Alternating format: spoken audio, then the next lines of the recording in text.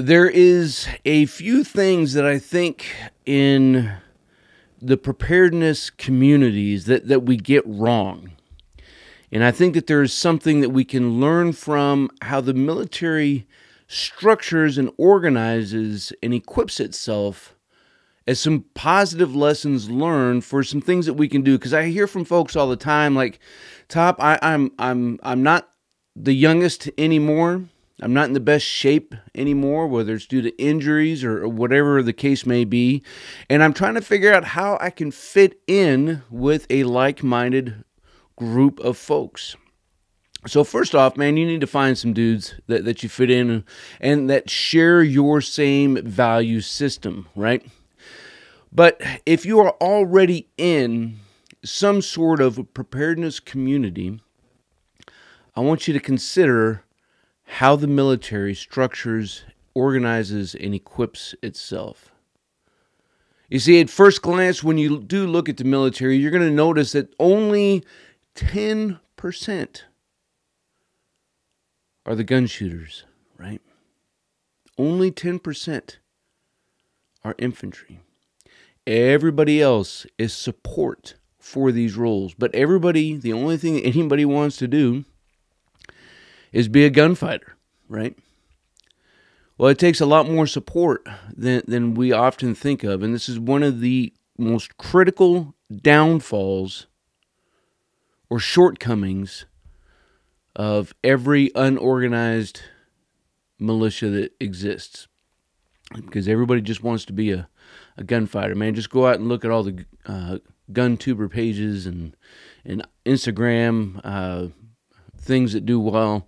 It's all about folks who are getting trigger time. And dude, you should get some trigger time, and I'm not advocating against that. But let's take a deeper dive into what those other 90% of the population of the military is.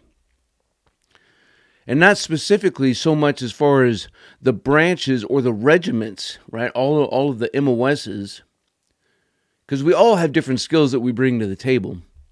But let's look at how a company battalion is organized. Because you're not going to make it if you're just running fire teams and squads. We need to think and have a little bit bigger picture than this. So down at the company level, man, you have a headquarters platoon, or that it has in its arsenal a training room and an orderly room. And the reason that it only has this much is because they don't have the manning or the staffing, and they don't need to do much more than that. But if we look up just one level to the battalion, we can see an entire range of staff that supports the commander. And more importantly, supports the companies down below. Unless they get it twisted and get it backwards. So we have an administrative section, right? They handle all the roles. They know all the people. They know all of the strengths and weaknesses about each person. And they are looking outwardly to fill shortages. Like, hey, I need this particular job, this particular skill set, with this particular experience. And they are actively reaching out to fill those shortages. Something that we don't do well at all. And then you have an intelligence section called the S2, right? First one is the S1. The next one is the S2. It's the intel. Now, down at the company level, most of the time these dudes get hung up doing nothing but weather, right? But it's a lot more than that.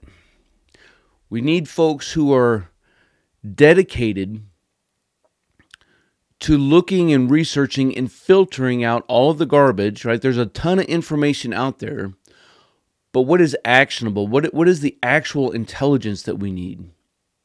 That's what these dudes should be doing. And then feeding this and disseminating this information out to the rest of the group. Now, the meat and the potatoes of a operation comes from the next one, and it is your operations. You have current operations and you have future operations. The co-ops guys, if you will, are focused in on everything that's locked in, right? And let's start off with the future operations. The FUOPS guys, they look out into the future, right? 6 months, 12 months, 18 months, and you're looking for places to train. You're looking for what is going to be needed, both equipment, personnel, resources, money, time. And you're actively seeking out these training opportunities, putting them on the calendar, developing some sort of an initial plan, and then once that's done, you pass it down to your current ops guys, right? And then they refine the plan. They get it actionable for the unit that's going to get ready to go train. Now, typically also in here, we need to be considering any other taskings that we have, our organization, our structure. And so there's a lot that we should be doing when it comes to plans and operations that we, in my experience, in looking and listening to folks, that doesn't happen very often. And then that's your S3. And then your next group of folks are those who are dedicated to supplies and logistics, right? They're taking stock. They know what the organization has. They know what the organization needs for those training opportunities, and they are seeking out to fill what is needed, right? That's your S4 in a nutshell. And next up is your information and technology guys. They handle databases. They handle communication infrastructure, both line of sight stuff, like some radio stuff, and they also handle internet stuff. And sometimes the two can become interlocked and interwoven. But they're looking at how are we going to communicate up and down within ourselves, and how are we going to communicate up and out?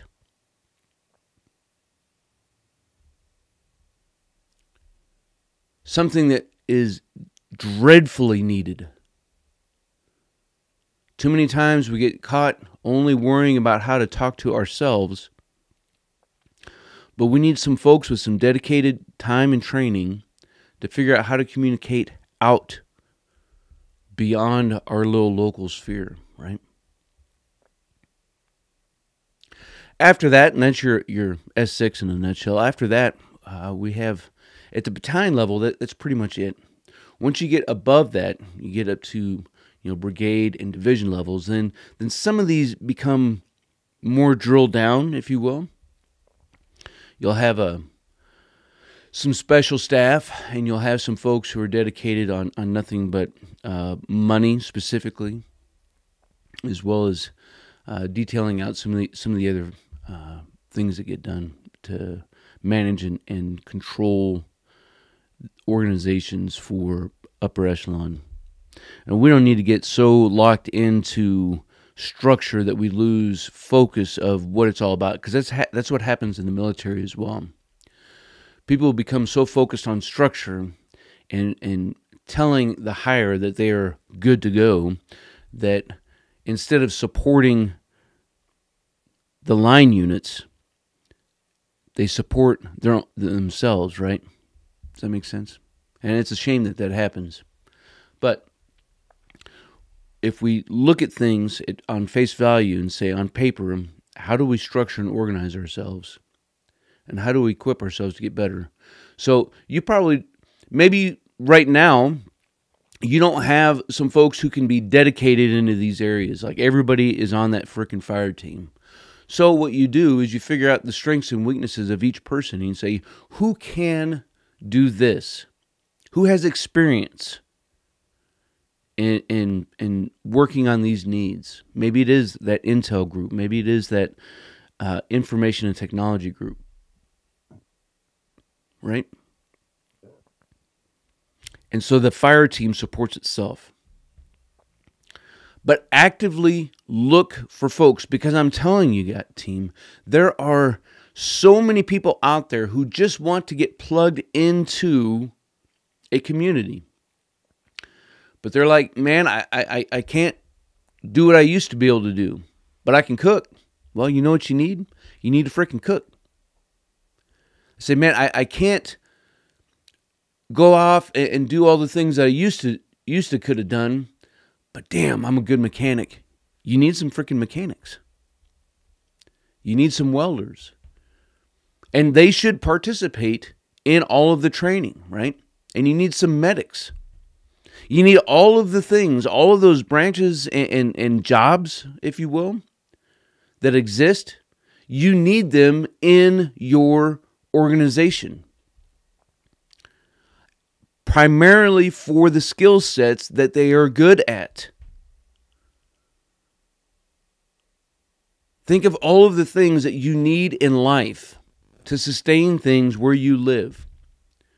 Food, water, mechanical stuff, plumbing stuff, logistics stuff. That's a big one, right? All of the stuff. You need people who are dedicated at doing these jobs. Not just going to the range and plinking down some rounds down range, right? Yeah, I know. That's what's sexy. That's what sells. That's what everybody wants to do. And as important as that is, you need a lot more support. Now, once you can begin to grow both structurally, right? How we organize, all right? Those at S1, 2, 3, 4, 6. Once we had some of these structures figured out, and we can begin to add more folks into the fold. Now, instead of just running a small fire team or a squad-sized operation, now you have something that's a lot closer to a company, because all these other folks out there, like they need to participate in all the training. They need to come to all the meetings. They need to come to all the events. They need to get some range time. They need to get some physical fitness time in. But now you have something that is that is wicked. Team, I'm looking forward to hearing your thoughts and your comments down below, specifically about how well organized your unorganized group of dudes is, right? What are some of the goals that you have as far as how to improve your foxhole? What are some skill sets or areas of control and operation that you're looking to add into your group right now?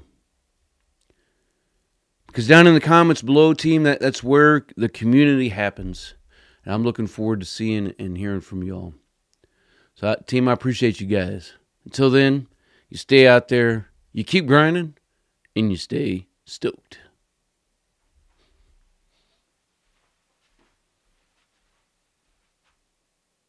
Team, if you want to master your craft and develop your tactical virtue, make sure you subscribe to the channel and click that notification bell so that you can stay up to date with future content. Consider becoming a channel member. It's going to give you exclusive access to content not available to anybody else. I appreciate you guys. Until then, you stay out there, you keep grinding, and you stay stoked. I know you're out there! Come to my voice!